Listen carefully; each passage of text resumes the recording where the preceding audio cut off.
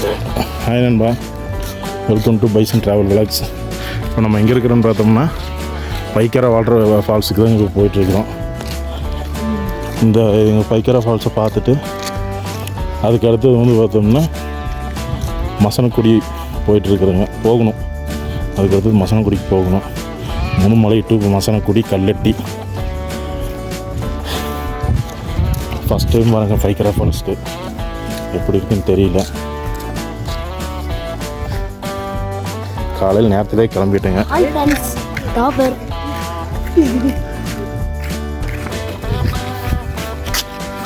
இவங்க தான் என்னோடய ஃபேமிலி. நாங்கள் போகிறேன். ஹாய் சொல்லுங்க மணி. அப்புறம் பேசு. இல்லை அது கட் பண்ணிட்டேன்.